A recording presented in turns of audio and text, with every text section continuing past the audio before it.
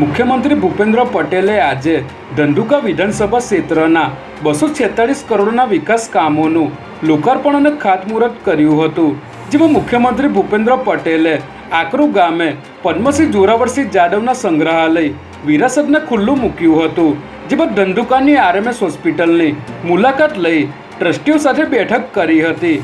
બાદમાં તેઓએ ધંધુકા વિહળી ગામ ખાતે જાહેર સમારોહને સંબોધિત કર્યો હતો. ત્યારે ધંધુકામાં મુખ્યમંત્રીની મુલાકાતને લઈને કલેક્ટર, એસપી, ડીવાયએસપી સહિતના અધિકારીઓ હાજર રહ્યા હતા અને સ્થાનિક જિલ્લા પોલીસનો મોટો કાફલો સુરક્ષા વ્યવસ્થા માટે સજાગ કરવામાં આવ્યો હતો. અમદાવાદમાં ધ્વનિ પ્રદૂષણ ઘટાડવા મામલે અમદાવાદ મ્યુનિસિપલ કોર્પોરેશને મોટો નિર્ણય કર્યો છે, જેમાં હવે શહેરના તમામ ઓવરબ્રિજ પર નોઇઝ બેરિયર લગાવવામાં આવશે, જે અંતર્ગત ઇન્કમટેક્સ ખાતે આવેલ ફ્લાયઓવર બ્રિજ પર નોઇઝ બેરિયર લગાવવાની શરૂઆત કરવામાં આવી છે, જે બાદ તબક્કાવાર રીતે શહેરના અન્ય ઓવરબ્રિજ ઉપર પણ નોઇઝ બેરિયર લગાવવામાં આવશે.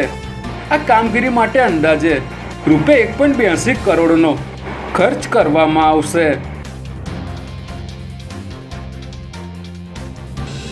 નહેરુનગર વિસ્તારમાં ગઈકાલે રાત્રિના સમયે પોઈન્ટ બ્લેન્ક રેન્જથી કરાયેલા ફાયરિંગમાં શાકભાજીના વેપારીનું સારવાર દરમિયાન મોત નીપજ્યું હતું, જેમાં બાઇક પર આવેલા 2 શખ્સો શાકભાજી અને ફ્રૂટનો હોલસેલ વ્યવસાય કરતા વેપારી બદાજી મોદી પર ફાયરિંગ કરી ફરાર થઈ ગયા હતા, જે બાદ તેમને તાત્કાલિક સારવાર માટે હોસ્પિટલ ખસેડવામાં આવ્યા હતા, જ્યાં સારવાર દરમિયાન તેમનું મોત નીપજ્યું હતું. ઘટનાની જાણ થતાં sector 1 JCP Neeraj બળગુજર, DCP crime Ajit Rajyan સહિત ઉચ્ચ પોલીસ અધિકારીઓ ઘટના સ્થળે પહોંચ્યા હતા અને સીસીટીવી ફૂટેજના આધારે તપાસ શરૂ કરવામાં આવી છે.